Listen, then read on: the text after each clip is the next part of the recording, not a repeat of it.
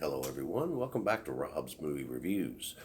I'd just like to take a quick moment to remind everybody if you're watching me on YouTube right now, you can find my weekly reviews over on Bitchute. And if you're watching me on Bitchute, you can find my weekly reviews on YouTube. And with that said, let's get into this week's review. I want to review a movie that was released in 1983 by Paramount Pictures. It is an adaptation of a Stephen King novel.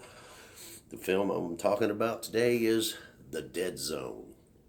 It stars Christopher Walken, Tom Skerritt, Martin Sheen, Brooke Adams, and Anthony Zerbe. This is a really good movie. It's a kind of a thriller slash drama.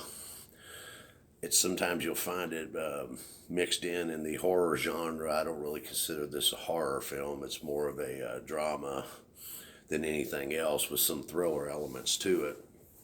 But let's get into the basic gist of the movie. Excuse me. Christopher Walken stars as Johnny Smith, a school teacher in Castle Rock, Maine. He's in love with his girlfriend Sarah, who is also a teacher at the same school he works at. She is played by the lovely and talented Brooke Adams. After a date one evening, he takes her home, drops her off, and then on his way back home, he is involved in a really bad accident that leaves him in a coma for 5 years. When he wakes up from his coma, Sarah has already married someone else.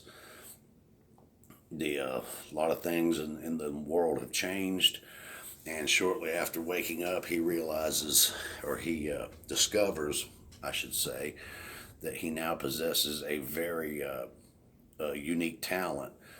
Whenever he comes in contact with another person, he can see events in either their past or their future. And this, of course, frightens him quite a bit at first, but he learns to deal with it, and actually, after a while, he learns to use it to his advantage. The local sheriff comes to him at one point in the film asking for his assistance in solving a series of murders that started, several years before while he was still in his coma. There's a serial killer that's been going around and murdering young women in the Castle Rock area. And at first, Johnny's reluctant, but eventually he does end up helping. I'm not going to reveal anything about that part of the film. I'll leave that to the element of surprise when you watch it. That's one of the better segments of the movie. He also comes in contact with a gentleman named Greg Stilson, who is a third-party candidate running for the United States Senate. Greg Stilson is played by Martin Sheen. He comes in physical contact with him and sees some very disturbing things about Greg Stilson's future that could actually endanger the well-being of our country. And again, I'm not going to go any deeper into that because I don't want to ruin it for you. And he also, another good part of the film, segment of the film, is when he comes in contact with a young boy whose father is played by Anthony Zerbe, and he sees a traumatic accident in the boy's future, and he tries to warn him and his father. And again, that's as far as I'll go with that as well. I don't want to give anything away.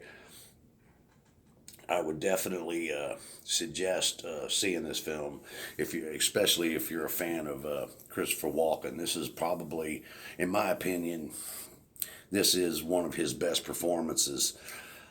One of his best two performances. I rank it right up there with his performance in the movie A View to a Kill. Now, I know that movie caught a lot of flack. It wasn't one of the better James Bond movies, but Christopher Walken was one of the bright things in that film. And I compare his performance in this film to that. He was just absolutely brilliant in this movie. Brooke Adams is just as good as she always is. She's lovely. She's talented. I've always enjoyed her work. Anthony Zerbe does a great job in his role. Tom Skerritt does a wonderful job as the sheriff. This is just a really good film. It's very suspenseful. It's a very good film. It was released, I think I already said, but I'll bring it up again. It was released in 1983 by Paramount. It was directed by David Cronenberg and produced by Deborah Hill, who had done a lot of work previously with John Carpenter. The film was made on a $10 million budget, and its box office was just shy of 21 million, so it was a commercially successful film. I definitely recommend it. If you're a fan of Stephen King's novels and you've read this and haven't seen the movie, you should definitely check it out. It is a great film. So that's going to be my review of The Dead Zone. I think you'll really enjoy it.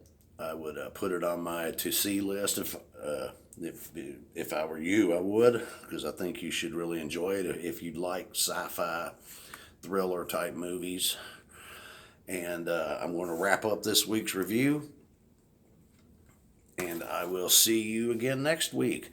So until then, you all take care.